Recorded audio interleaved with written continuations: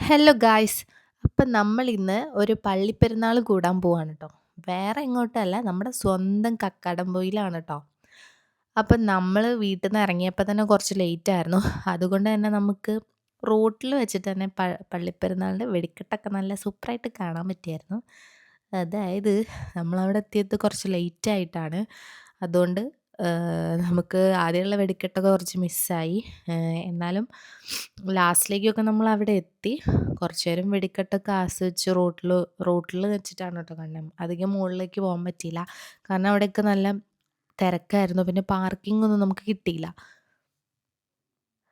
ഇവിടെ വരെ വന്നിട്ട് റോട്ടിൽ വെച്ചിട്ട് വെടിക്കെട്ട് കാണേണ്ട അവസ്ഥ ആലോചിച്ചിട്ട് കുറച്ച് വിഷമം തോന്നി. എന്നാലും കുഴപ്പമില്ല. നമുക്ക് അത്യാവശ്യം നല്ല ആസ്വദിച്ച് കാണാനൊക്കെ പറ്റി. ലാസ്റ്റിലേക്കായാലും കുറച്ച് നേരം നീണ്ടു നിന്നിരുന്നു വെടിക്കെട്ടൊക്കെ. അങ്ങനെ ഞങ്ങൾ അതൊക്കെ കണ്ട് കുറച്ച് നേരം അവിടെ ആസ്വദിച്ച് നിന്നു. അതിനുശേഷം നമ്മൾ നേരെ പള്ളിമുറ്റത്തേക്കാണ് പോയത്. പിന്നെ നമ്മുടെ ഫ്രണ്ട്സ് കുറച്ച് പേര് അവിടെ ഉണ്ടായിരുന്നു. അങ്ങനെ അവരെയൊക്കെ കണ്ട് കുറച്ച് നേരം സംസാരിച്ചൊക്കെ നിന്നു.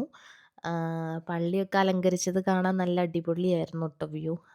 പിന്നെ വെടിക്കെട്ടൊക്കെ കഴിഞ്ഞ ഉടനെ തന്നെ തിരക്കൊക്കെ അധികം ഇല്ലായിരുന്നു. അപ്പം തന്നെ തിരക്കൊക്കെ ഒഴിഞ്ഞിരുന്നു. അങ്ങോട്ട് ചാടിത്തുള്ളി പോയ ആവേശമൊന്നും തിരിച്ചു പോന്നപ്പോൾ ഉണ്ടായില്ല ട്ടോ. കാരണം നമ്മുടെ സ്കൂട്ടിയിലെ, അതായത് നമ്മുടെ ഏതറിലെ ചാർജ് ഏകദേശം തീരുമാനമായിരുന്നു.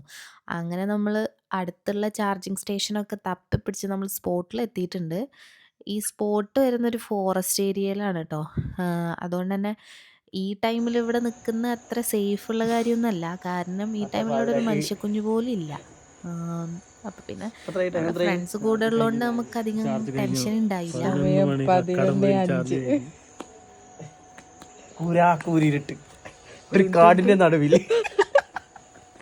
ആ ബോർഡും അതാണ് ബോർഡ് വെണ്ടയ്ക്കും പോയി.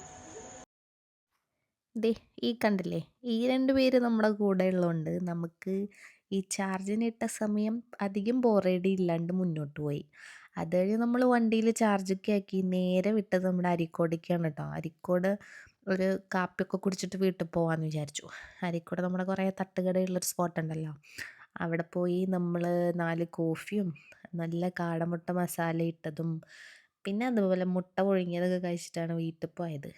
അങ്ങനെ നമ്മൾ ഈ വർഷം അങ്ങനെ പെരുന്നാൾ ഈ അരീക്കോട് ഏരിയയിൽ അടുത്തുള്ള പെരുന്നാളൊക്കെ കഴിഞ്ഞു എന്നാണ് എൻ്റെ ഒരു നിഗമനം.